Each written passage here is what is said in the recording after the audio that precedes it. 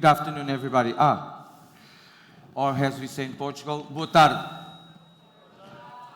Vamos tentar outra vez. Olá, boa tarde.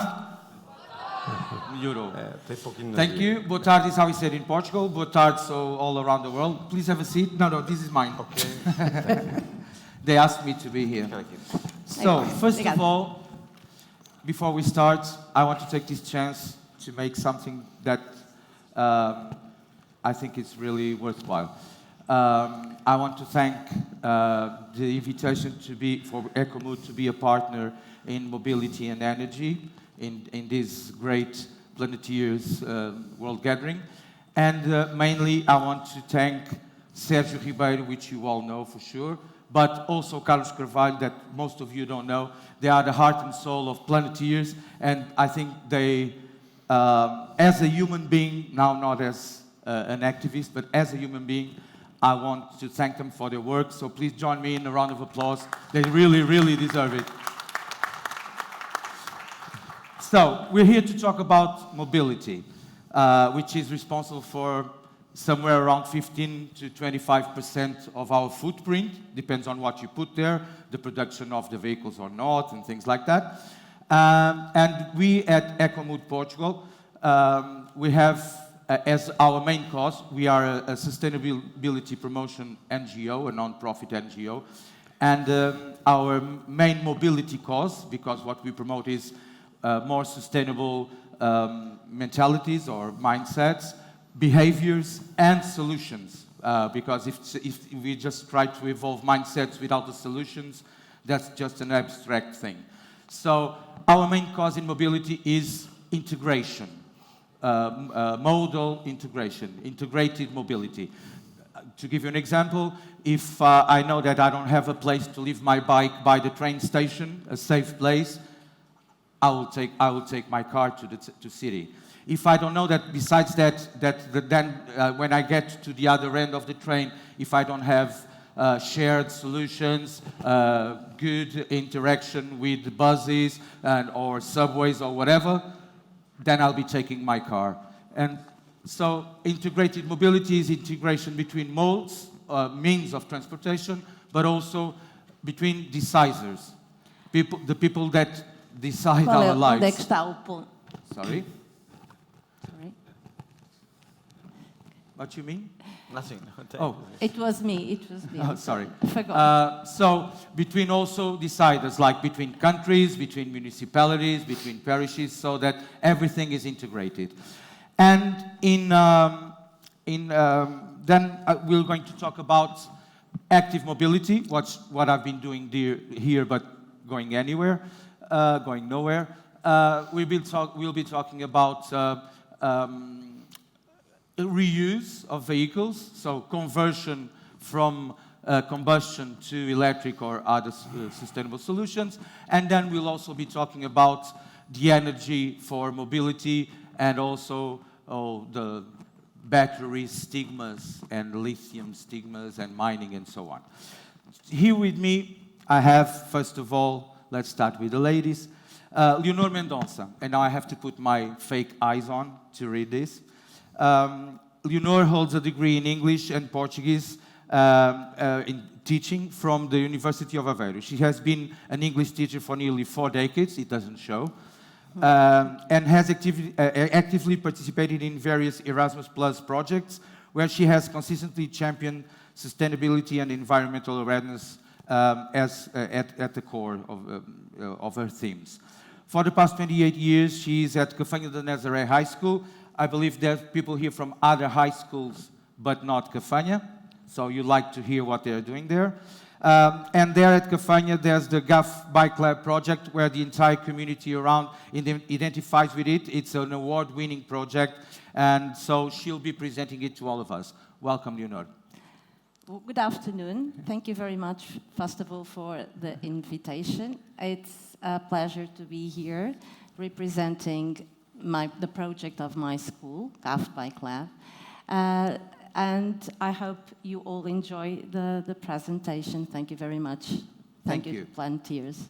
Thank you. Our second team will be discussed with Joaquim Varela, who has a bachelor degree in computing and is a master in local traffic. In Portuguese, tráfego, não tráfico. He is the CEO of Aveiro Moments and Incredible Odyssey, which means Incrível Odisseia, it's the name of the company, which means in English Incredible Odyssey, which is a very nice name.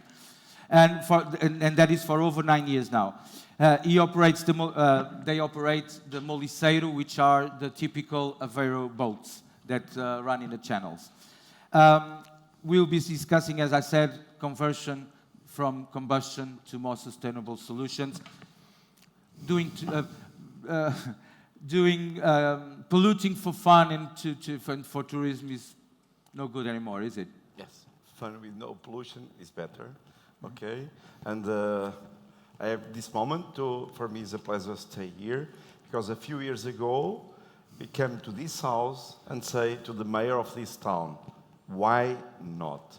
Why you can change our boats for electric? Maybe we go to be the first town in the world, all the boats is electric in the same moments. Why not? When I came this, I'm like the guy who go to do the tour around the world. Okay, like Magalhães. I don't need to go to Spain. I only come to this house. And the mayor of this town say, why not, Joaquim? Come on, you got to start, okay? And it's going to happen. We'll just be talking about that in a minute. Now, and last but not least, we have Luís Delgado. He has a degree in electrical and computer engineering and an MBA. He worked in several national and multinational companies in fields as strategic planning or international development. And more recently as executive director at EFASEC Power. I think I'll be talking about EFASEC as a producer of electric engines when we talk about conversions. Now he is a member of the boards of Bondalti Capital and Bondalti Chemicals. We'll be talking about hydrogen and green lithium, or putting in other words, energy for a sustainable transportation. That's it, António. Thank you very much for the invitation. Thank you, Planeteers.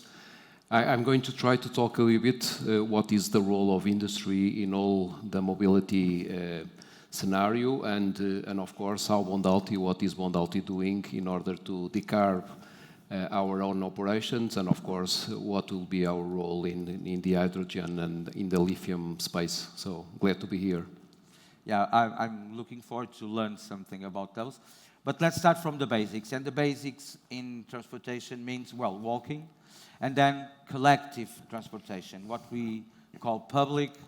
Most of the times they are really not public, but they are collective.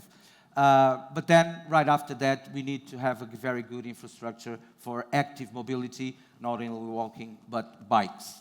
And Gafanha de Nazaré is an example in Portugal. I can tell you that in Portugal, we only have like about 1 to 1.5% of bike users. And in Gafanha de Nazaré, they now have like 18%. And that all starts at school, at the high school of Gafanha de Nazaré. Show us all, Leonor. Okay. First of all, I'd like you to see the... Where to? Okay. There we go. Here. Oh, it's going fast. No, You this can, is you the can fast. move back again. This is the fast. No, it's okay. You can see it there. Okay. So this is the entrance of our school. I'm here to tell you about GAF Bike Lab, which is a project that started in 2016 with teacher António Rodrigues. He was the founder of the project. And this project has 3 important aspects. But before talking about the project itself, I'd like you to have a look at the region of Gafanha de Nazaré. In the past, men worked, as you know, or some of you know, as sailors or fishermen, and women worked in the codfish industry. And as Gafanha is a very flat region, it was very easy to commute to work by bike. So they used their bike. It was a poor community in general. They used their bike to go to work. And their children obviously followed their example. So naturally, students come to school by bike. There was a period of time when this habit, this environmental, this sustainable mobility habit had a slight decrease, in part because parents seemed to be worried about their children and started to take them to school by car, and because the students had lots of problems with their bikes, punctures, brake problems, and they needed help to repair them. That's when teacher António Rodrigues had this marvelous idea of creating this project, this GAF Bike Lab project. So this is the entrance. We have about 400 bikes parked here every day, even in rainy days. And 30 of them, or other 30 may belong to teachers. Some teachers ride their bikes to school as well as clerks, people who work at school. If you go inside the school, you can see that the decoration is all about bikes. Bikes hanging on the walls, bikes in the corridors, in the staff room, even in the library. Yeah. Here you have a Christmas decoration out of bikes. So I was saying that, António, you're looking at the watch. I have to hurry up. No. The watch is over there. I cannot avoid watching it. Yeah, it's the first Christmas tree that you see looking like this. As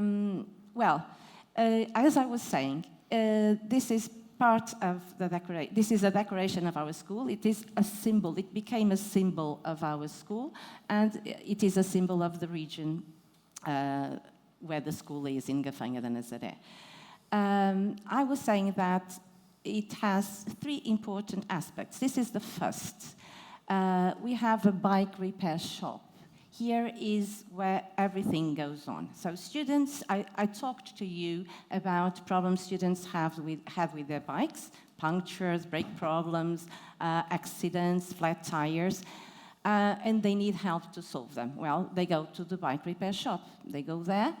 They can use the tools to repair their own bikes, or if they do not have the skills, they can ask for the other students that work there to help them repair them for free. Nobody pays anything for that.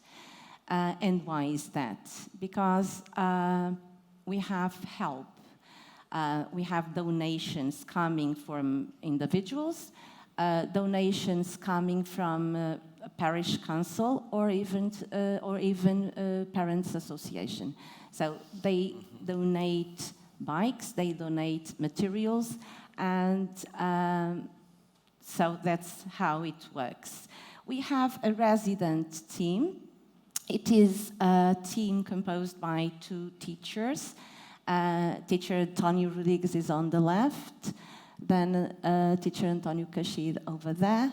There's another teacher, Sofia, and 6 to 8 students. This is the resident team. They do all that is needed. They even help build new bicycles. So besides repairing bikes with problem, they build, and they're very proud of what they do. This bike shop lab is open every day, and students go there regularly to work. It's very good for them to work with their hands. If we have students here, I'm sure they will agree with that. It's very good to work with your hands. So, as I was saying, this is one part of the project, and they built bikes from scratch, from nothing, with parts of other bicycles. They build new bicycles, and they offer the bikes to students in need in school. So we have a lot of foreign students. We have about 29 different nationalities studying at our school. So half of these bikes that were offered last year. Half of them were offered to foreign students. It's a great help for them sometimes to come to work by bike. Besides this, there's the third, besides this great, I think it's very important to offer people bikes because it is to maintain this symbol that unites us all, and it's useful. And besides this, because we want to spread the word. We have workshops, talks, school trips to other schools to divulge the project, to talk about it, to help people be environmentally friendly, and using bike is very good. So that's all about it. Oh, I forgot the award that we were given. Oh, the prizes, yeah. Yes, in 2019, a national prize by the learning institutions. We're very proud of this prize. And we're very thankful to be here because this is another way of spreading the word. Well, thank you very much, Leonor. Sorry, just to say, to leave you Yeah. with a picture, agreeable picture in good weather to travel by bike by the sea. It's very pleasant. Thank you. So who here usually goes to school or to work on your bikes? Anyone? There's 3 of us. Oh, I'll take the chance. That arm on that raised arm over there. It's Professor António Rodrigues. Please join me. He's the mentor of all this, and the other António there, the other teacher. No need for the mic. He's a let's do things, not a talkie. This is an example that things can work. Now let's move on. We'll get back to this. Let us teach a Portuguese word to everyone that doesn't speak Portuguese, that is watching us all around the world, because it's a word that does not exist in English, and it's on the core of a project like this, which is solidário. In English would be to be solidar, which doesn't exist. It's the one that exercises solidarity. So keep this in mind. In English, there should be this word too. This is solidário, which is done for just the pleasure of helping out society. Last year, they built up out of scratch, out of old materials and old bikes. They built and gave away to those in need 46 bikes. And I believe this year, the record is going to be broken. Yeah, so this is a very, very good example. Moving on, as we talk about, these are reusing bikes. Let's talk about reusing other types of vehicles, which is the sustainable way and the democratic way to make the transition in mobility. Sustainability is not about throwing to the garbage and producing new ones, is to reuse as much as we can what we have. And we have lots of very good, very nice cars and buses and vans, distribution vans, those that make a lot of kilometers every day. And also we have a lot of nice boats polluting our rivers for fun, for tourism. I think that's anachronistic, and it's about time to change. And that's what Joaquim is all about. And now I'm going to ask him to tell us all about this project of converting the muliceiros into sustainable.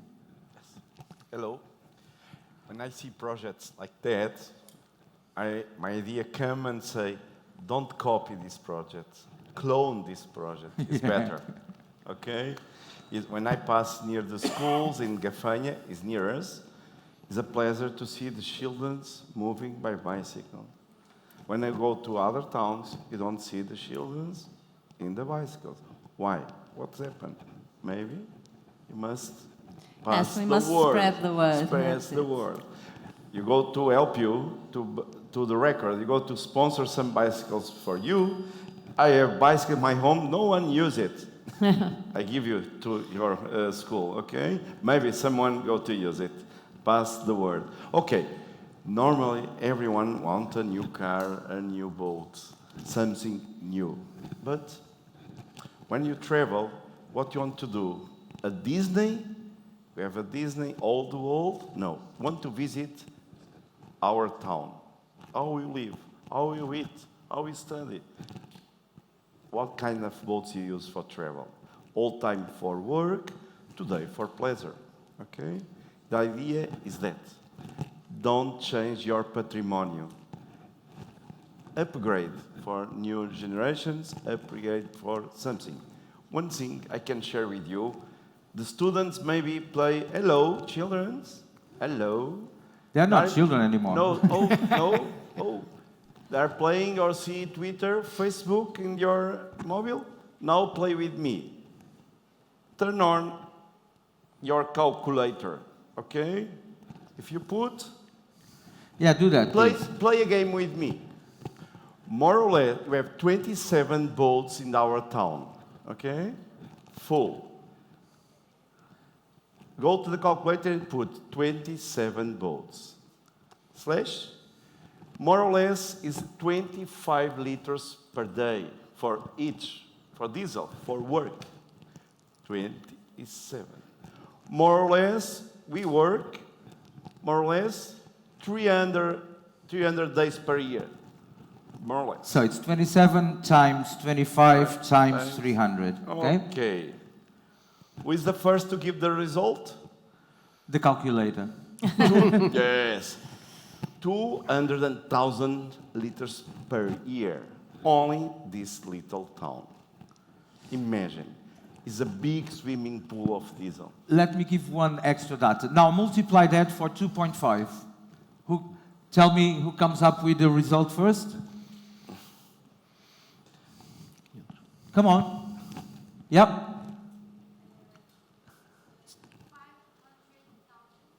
Say it again, please. So it's 27 boats times 25 liters each times 300 days a year, which comes to how many liters? So is 506,250. Yes. Tons, so kilos of CO2. Yes. That number is, and we're talking just about the CO2, not the oils, the nitrates, and whatever, the rest, all the rest of the fumes and whatever that it's damaging our health when we breathe it. We're just talking about CO2. That's the huge number, and it's just 27 boats. Please go on. Yes. Imagine. Yesterday I say, when you go sailing, scuba diving, or bird watching, it's beautiful nature. You go to see nature, everything natural. Okay? But for you to do a tour in 1 hour, you pollute more than one car. Imagine. Normal small engine for a dinghy pollute more or less 39 times plus than a car. Imagine. When I go bird watching, you pollute also. It's better we go with other systems. Sailing with the wind, rowing, like Ben-Hur, you know Ben-Hur? Oops, okay? Or electric, okay? And imagine, we have the traditional boats, like I say, normally I say, one of the most beautiful boats in the country, maybe in the world, maybe in the universe. You don't change nothing, only upgrade. You don't change nothing, you don't change the people. Imagine your fathers or old fathers say, they go to change me, they go to put a new guy in for skip the boat because I don't know how to use the new modern things. No, we do formation and they go to control everything in the boat with app.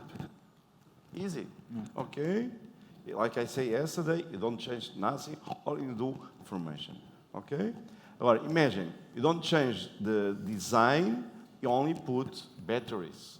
The best batteries in the world. We work with the best factory in the world, and the best team, you know, is me, you, the school. We learn with everyone, okay?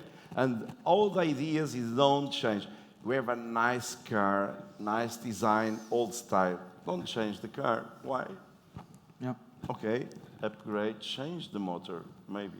Okay. And it's not rocket science. Yes, It's been done for many, many years now. Yes, yes. Okay. It's like I say, and imagine when you have idea, like I have this idea 5 years ago, maybe you go to like share the word.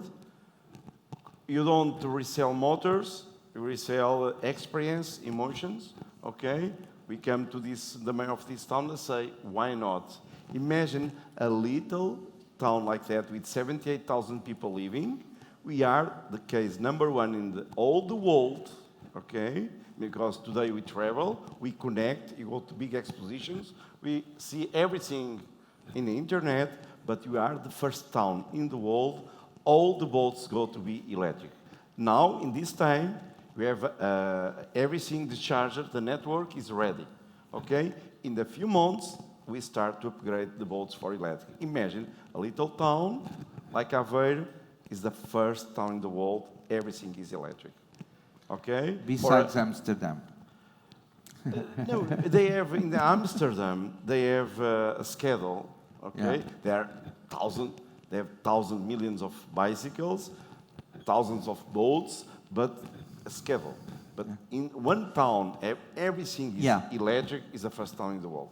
Yeah, because there's 27 of them. Yes. And then we can move to the next level, which is, besides tourism, then we can start using the channels as public transportation. Yes, why not? 2 weeks ago, I was in Rimini, in Italy, in the exposition, a big one, and a channel designed for Da Vinci. Da Vinci.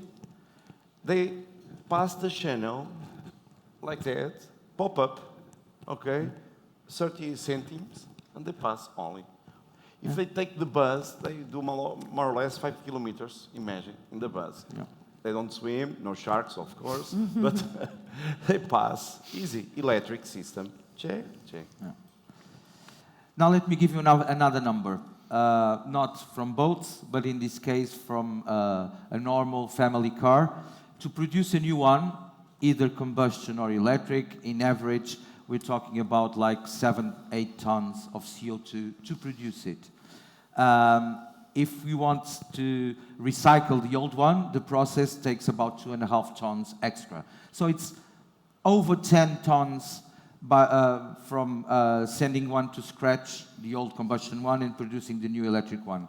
The conversion of that car can be around, it depends on how much batteries you want or you can afford, on what the autonomy you want. It can be like about 3 to 3.5 tons of CO2. So that's a huge reduction. And that's reusing, not throwing to the garbage and producing new ones. So this is the more sustainable way. And also, this is less expensive than buying a new one. So this will accelerate the transition. For instance, for companies, the problem is not my car or your car, which are like 90% of the time stopped.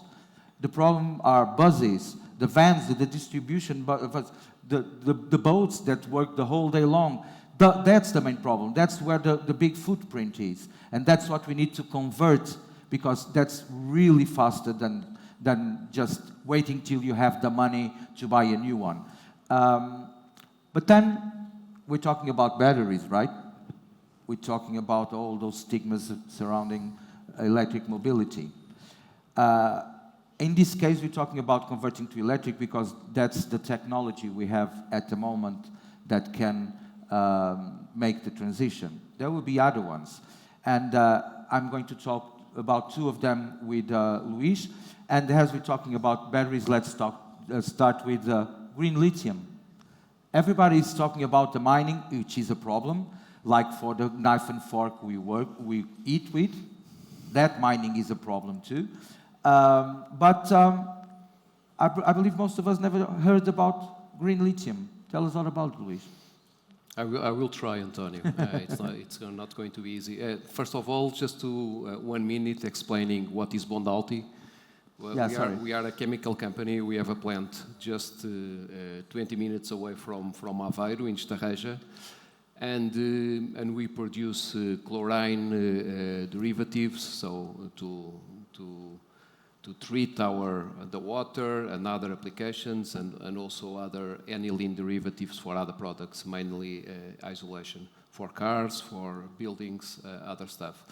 And we have a technology there. There is the base for the green lithium, like you just mentioned, which is electrolysis. So to produce chlorine, we use the salt with water, we electrolyze it, and we get chlorine, we get H2, so hydrogen, and caustic soda. So that technology, why not use it for other applications? That's why we got to the green lithium. What is the lithium that we want to produce? Hydroxide comes not from the rock, from spodumene that we have in Portugal, but from lithium chlorine. So instead of being sodium with water, which we have, for example, here in Aveiro, we have lithium with water, and it leads to lithium chlorine. This product is available in what it's called salars in South America, for example. And what we do, we are going to electrolyze the lithium chlorine to get to the hydroxide. So the process is we don't use fossils energy for the electrolysis. It's going to be to use renewable energy. So that's why we call it green. It uses the footprint of the end product from the source to the product is more than 60% less than what is used now to produce hydroxide, lithium hydroxide. The lithium hydroxide is the base for the batteries. So when Joaquim was talking about the change from combustion engines to electric engines, the batteries, of course, are the base, and the base for the batteries or one of the main raw material is lithium. So if we can use lithium sources with a lower footprint, of course, the oil change will be much better for the environment. So that's why we start this project. With the plant that we want to build in Estarreja in the next 3 years, we hope to have batteries for more than 500,000 cars a year, which is a nice number. And of course, we want to expand this technology for other countries in the coming years. So that's why we started. We started with a technology, and then we applied this technology that we know for years in a different way. That's the way we do it. It's also important to note that the industry, which is sometimes everybody looks at the industry as the bad guys at the block, the industry is doing, and mainly the chemical industry is doing a very radical change in all the process that we use regarding the energy that we use, regarding using hydrogen or green hydrogen in the processes, reusing, recycling. So there are multiple fronts of change that the industry is doing in order to cope with the change that we all want to carry out. Just a word also on green hydrogen. Joaquim also spoke about boats. But the boats that we use in Aveiro, it's very important that they can be, or in the cities, it's important that they can be electrical. That's no doubt about that. But the big chunk of CO2 comes from the transportation, right? When the big vessels cross the oceans, and also for the cruises for tourism. So that's where there should be one of the main focus in order to decarbonize. Transportation of goods, not just transportation people. of goods. Yeah. And in order to do the change from the engines that we use right now to fuels that can be used in the engines, and of course the CO2 footprint is close to zero, you have to use hydrogen, because hydrogen will be the main raw material for example, green methanol. Methanol is one of the fuels for the boats right now, for the vessels, and green ammonia. So those are the main two fuels that are used today and will have to change to green. And in order to change to green, you have to use green hydrogen. That's why, and also for us, green hydrogen will be able to reduce our CO2 footprint in the plant that we have here, 50% of the 50%. So that's why we are also developing a green hydrogen project here in Estarreja. Of course, to produce green hydrogen for our own consumption, to reduce our footprint, but also to use that green hydrogen for transportation purposes, road transportation. So for trucks? For trucks, not for light vehicles. Yeah. That's, I think... Forget about that. It's not going to be for our daily car. Not at least in the next 10 years. That's... But it's going to be very useful for heavy transportation. In long distances, for heavy trucks, hydrogen can play a very important role. And it's a simpler conversion, right? It's a simple conversion. It's the same engine. The engine, it's an electrical engine. The only difference, it uses hydrogen fuel cells. Fuel cells, yeah, okay. We're not talking about combustion of hydrogen. We're talking about fuel cells. I'm in the fuel cells. I'm not in the direct combustion of hydrogen. I think that can happen also, but the energy conversion ratio is not that good, at least with the technology that we have today. Yeah. So we strongly believe that, and I think that's the common knowledge right now, is that we will have different sources of fuels in the future. So we are going to have electrical vehicles. We will have hydrogen. We already have hydrogen vehicles, and we will have other biofuels, synthetic. A lot. So there will be a wide range of different sources for different applications. I think the application is also something very important. So in the nutshell, you have just around the corner a company that is trying, first of all, decarb their own operations. That's very important for us. Second, we are entering other markets where we think the competencies that we have and the knowledge that we have can help for this task that we all have at our hands with green hydrogen and hopefully with lithium or green hydrox in the next 3 to 5 years. And how scalable is the green lithium? Let us say that we talk about lithium batteries, but the lithium in the battery is like 7% of the battery. So there's a lot of other stuff there. But how scalable is the green lithium? You're talking about 500 cars to start with? 500,000 cars per year. Sorry, 500. That's quite a huge scale already. So we will produce around 25 to 30,000 tons a year of lithium hydroxide. That will lead to the 500,000 cars a year. That can be scalable to other locations. The main and this is one company. It's just one plant. Okay, just one plant. Yeah. Just one plant. Okay. The main constraint is going to be to have the raw material, the lithium chloride or the lithium carbonate. With the quantity that we want in order to build other plants.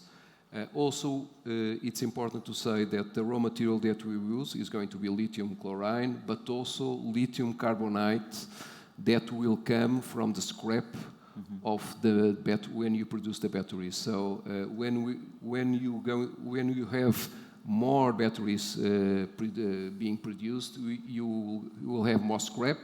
And using that scrap, we can make it in the process and regenerate it, electrolyze it, and get again to the lithium hydroxide to get into the process of the battery producing. Very nice. So that's what we are trying to do. I would love to go for a second round, but we're already in the red. So I'll give you the word now if someone wants to ask any question to any of our speakers. Anyone? No doubts?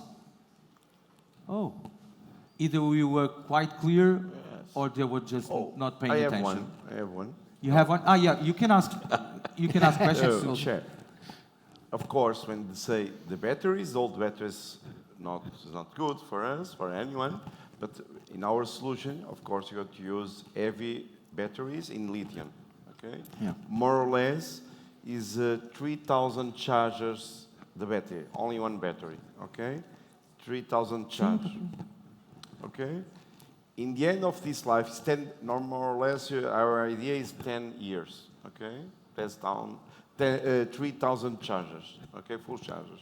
Of course, in the end of this life, what you do, you put these batteries in our home. It's second life of the batteries. Is why after maybe more 10 years. Yeah. Yes. After, I don't know. It's for you. Yeah, but these batteries will But, last is at that- least 30 years. Yes, yes. Because when they they go to a second life to storage solar yes. or eolic or wind energy, and we don't even know now how much will they long because we're not there yet.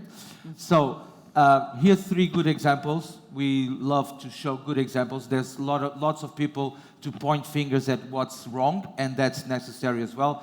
But we at EcoMood, we prefer to focus on showing good examples, showing that things are doable. And so we have a very good example how from school we can change a whole community, and it's growing. To, for instance, in this case, start using more the bikes. We show that how an entrepreneur, a guy that you could live the rest of your life polluting the channels and making a good living out of it, but he's trying to change things and evolve things and make his business become sustainable. And also at Bondalti, they're researching and making it practical and nowadays to not only cut their footprint, but also to provide solutions for all of us to reduce our footprints as well. Thank you all. We're 4 minutes late. Next, we'll have an energy transition, democracy and justice in energy transition session. For me, thank you very much. Thank you all. Thank you. Thank